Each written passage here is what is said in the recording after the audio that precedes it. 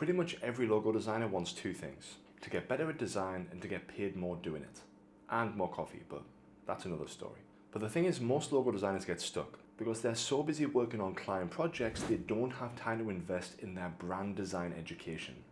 And in this video, I'm going to be breaking down the 5 best logo design tips from these 5 books so that you can start charging more for your work and get better as a brand designer. Tip number 1, design for memory. This book here, called Remember by Lisa Genova, has been a game changer in helping me understand how the human brain works and how our memory works to design logos that are more memorable. You see, one of the most important things when it comes to logo design is scalability. And what Lisa says is we need to make sure that our logos are super easy to recognize, whether they're big or whether they're small. So how can we make sure that our logos are always super scalable? Well, it all comes down to, first and foremost, understanding the core message of the logo itself.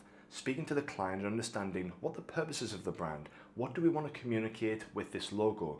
And what usually happens is a client may try to get the logo to do too much work. They may say, I want the logo to suggest this and also say this and say this and say this. And what we need to do is we need to take a step back and we need to tell the client that we can do all those things, but what's going to happen is the logo is going to become too complex. Therefore, it's going to actually be less memorable. According to what Lisa's saying, and neurologically speaking, we need to make sure that the message is simple. Think about the Nike logo, just do it. A simple core message, which is super easy to understand in a split second. That's what we need for your logo. We need to make sure the message is understood and also the icon, the logo itself, can be recognized super easily. And the second tip from the book Designing Brand Identity is to design logos with strategy in mind. Now, this book is actually an essential book for most logo designers, and the reason I say that is because it doesn't just talk about logo design, it talks about lots of other important things too, like brand strategy. Now, what is brand strategy? Well, brand strategy is essentially a way that you can help a brand stand out through its visual expression. That's its logo, its color palette, its typography. And you can do that by understanding a couple of really simple things, which is all covered in this book. Understanding your target audience. Most importantly, understanding your competition.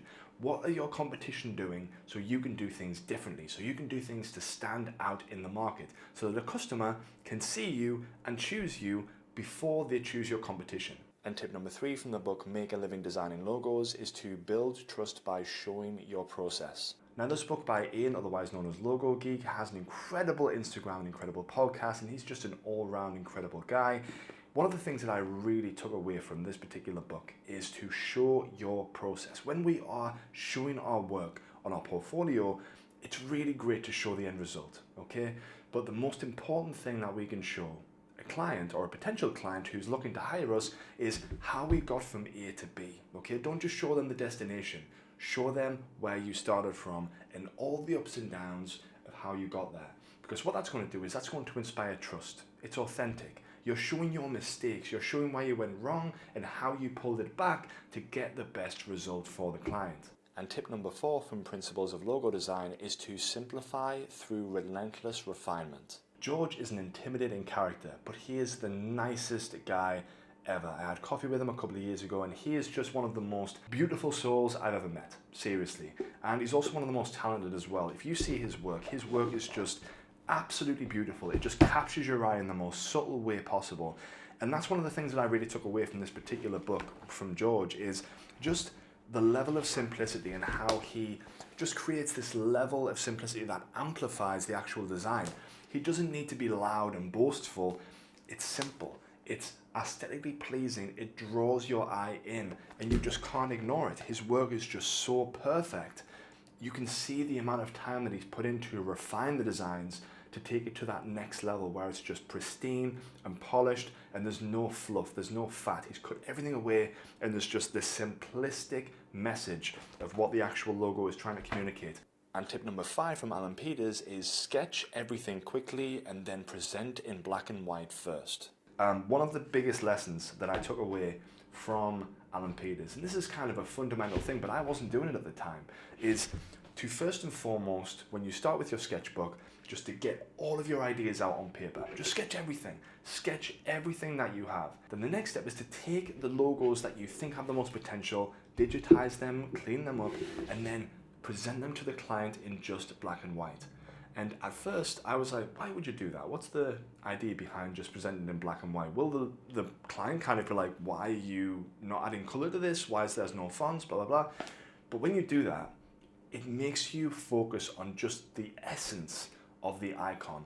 And it can sometimes be a little bit tricky with clients who don't understand, so you really need to explain to them why you are just presenting icons. But when you do that, you're just focusing on the icon and the message, right? So there's no wiggle room, there's no fancy mock-ups, there's no typefaces to kind of distract you or colors. You're just focusing on the icon. And if the icon and the idea doesn't work, then the logo needs to go back in the spinner for another go, so you can try to refine it to get it to that essence where the message makes sense instantly for the customer. And I thought that was an incredible piece of insight from Alan. It definitely helped me to really kind of strip back my process and understand how to work more professionally, because obviously Alan is at the top of his game, much like George, much like Ian, much like everyone else that I've mentioned as well. But it is just one of those things that really helps you to take your process up to the next level and develop better logos in the end too. I think it's really important to just thank these guys for just creating such beautiful books and just sharing their knowledge and information to help us as brand designers become the very best that we can be. I know that I've always been trying to invest in my brand education and learning new processes and ultimately any way that I can add more value to my clients. And if you're interested to invest in your brand education and become the best brand designer that you can be, feel free to check out the link in the description to Skillshare. I will leave that down below. And also feel free to apply to the Brand Designer Pro Scholarship, where I teach you how to become the best brand designer you can be using lessons much like that are in these books, only it's in course form and it's super easy to follow, and also it covers actually building a brand design agency, which might be useful for you. Anyway, if you like this video, YouTube apparently thinks that you're going to like this one as well. This one here.